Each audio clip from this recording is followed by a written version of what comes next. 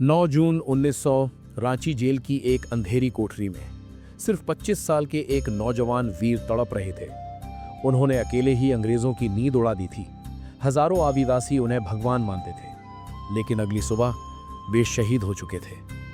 British records में लिखा है हैजा से मौत, लेकिन सच्चाई कुछ और थी। यह है भारत के सबसे महान क्रांतिकारी की कहानी, जिसे इतिहास ने भुला दिया।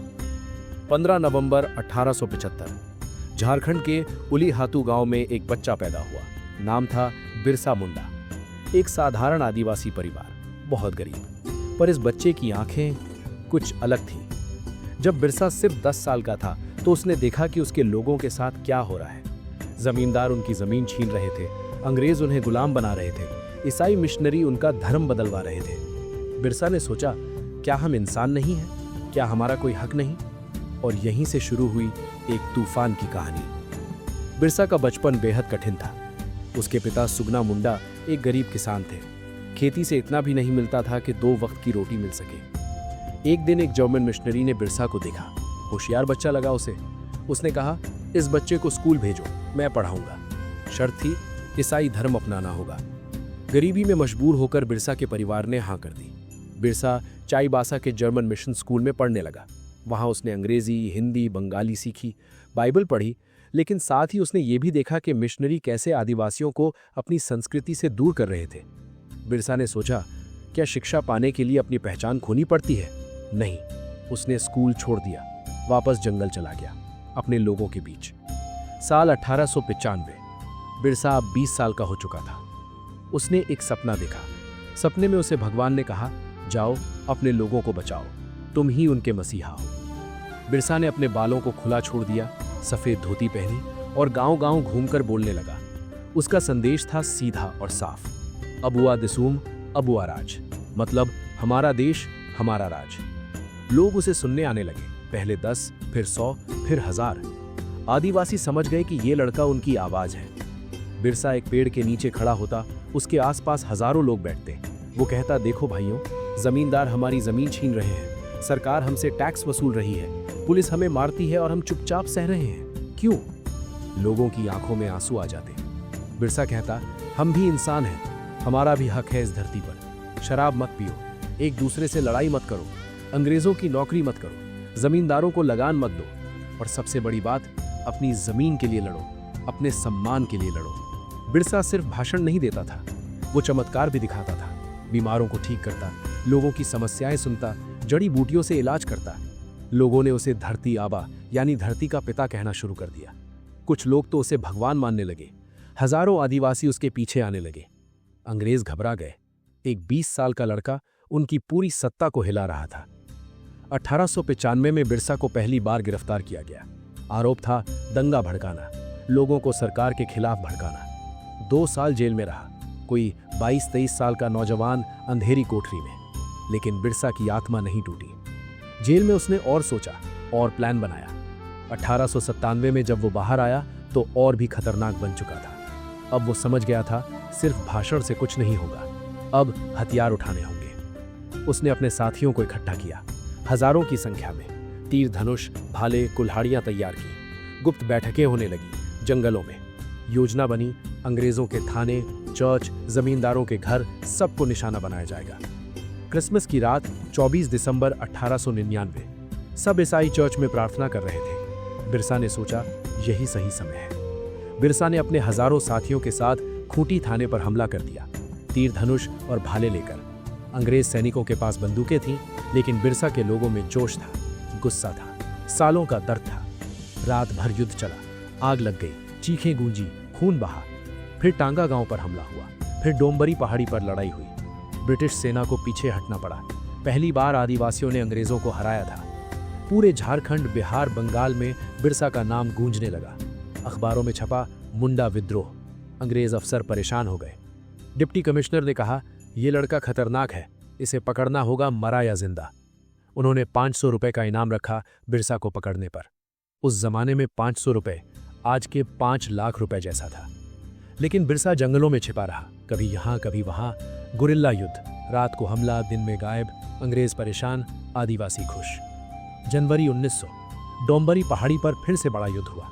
इस बार अंग्रेजों ने पूरी तैयारी की थी, भारी फौज लगा दी, मशीन गन और तोपें। बिरसा के पास सिर्फ तीर धनुष और भाले, लेकिन साहस अपार था। युद्ध शुरू हुआ, बिरसा के लोग भिड़ गए, तीरों की बारिश हुई, लेकिन गोलियां तीरों से तेज होती हैं। खून की नदियां बह गई, सैकड़ों आदिवासी शहीद हो गए। औरतें, बच्चे, बूढ़े सब लड़े, लेकिन किसी ने हार नहीं मानी। बिरसा को पीछे हटना पड़ा, जंगल में छिप गया, घायल साथियों को लेकर। फरवरी 1900, एक गद्दार ने बिरसा की जगह की खबर दे दी। चक्रधरपुर के पास जामकोपाई जंगल में थका हुआ सोते हुए बिरसा को गिरफ्तार कर लिया गया।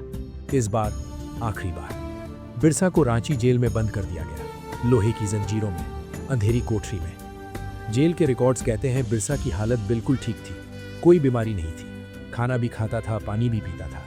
लेकिन 9 जून 1900 की रात कुछ बहुत अजीब हुआ।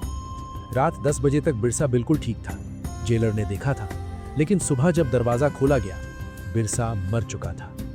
ऑफिशियल रिपोर्ट में लिखा गया चॉलेरा, यानी हैजा से मौत। लेकिन यहीं से शुरू होता है रहस्य। पहला सवाल, अगर हैजा था तो लक्षण कहाँ थे? हैजा में उल्टी होती है, दस्त लगते हैं, तेज बुखार आता है। रात 10 बजे तक बिरसा बिल्कुल नॉर्मल था, सुबह मर गया, कैसे? दूसरा सवाल, हैजा तो फैलता है, बाकी कैदियों को क्यों नहीं हुआ? पास की कोठरी में जो कैदी थे वो बिल्कुल ठीक रहे। तीसरा सवाल, अगर इतनी गंभीर बीमारी थी तो डॉक्टर को क्यों नहीं बुलाया गया? जेल में डॉक्टर था, लेकिन रिकॉर्ड में कहीं नहीं लिखा कि बिरसा को इलाज दिया गया।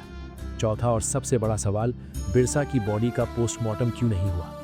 इतना बड़ा क्रांतिकारी मर जाए और पोस्टमार्टम ना हो, संदेह तो बनता है। आदिवासियों का विश्वास है बिरसा को जहर दिया गया था, धीमा जहर, जो रात भर में असर कर गया। अंग्रेज डरे हुए थे, अगर बिरसा जिंदा रहा तो कोर्ट में ट्रायल होगा, मीडिया कवरेज होगी, पूरे देश में बिरसा का नाम फैलेगा और बड़ा विद्रोह हो सकता है। इससे अच्छा खत्म ही कर दो, चुपचाप, एक रात में। इतिहासकार कहते हैं ब्रिटिश सरकार के पास बिरसा को मारने के पर्याप्त कारण थे और मौत की परिस्थितियां बेहद संदिग्ध हैं। सच क्या है, शायद हम कभी नहीं जान पाएंगे, लेकिन इतना तो तय है, सिर्फ 25 साल की उम्र में बिरसा की जिंदगी खत्म हो गई। जब जिंदगी शुरू होती है तब बिरसा की जिंदगी खत्म कर दी गई। उसका शरीर चला गया, लेकिन उसकी आवाज आज भी जिंदा है। बिरसा की मौत के बाद पूरे झारखंड में सन्नाटा छा गया, लोग रोए, विद्रोह खत्म हो गया। लेकिन बिरसा की लड़ाई बेकार नहीं गई। 1908 में ब्रिटिश सरकार को छोटा नागपुर टेनेंसी एक्ट बनाना पड़ा। इस कानून ने आदिवासियों को उनकी जमीन का हक दिया। जमींदार अब मनमानी नहीं कर सकते थे। ये बिरसा की जीत थी, मरने के बाद भी वो जीत गया। आज हम स्कूल में पढ़ते हैं गांधी जी ने आज़ादी दिलाई, नेताजी ने लड़ाई लड़ी, भगत सिंह ने कुर्बानी दी। लेकिन बिरसा को कितने लोग जानते हैं? वो लड़का जिसने 20 साल की उम्र में हजारों को जगाया, जिसने अंग्रेजों की नींद उड़ा दी, जिसे लोग भगवान मानते थे, 25 साल में शहीद हो गया। कोई बड़ा स्मारक नहीं, कोई राष्ट्रीय अवकाश नहीं, बस झारखंड में थोड़ा याद किया जाता है। क्यों?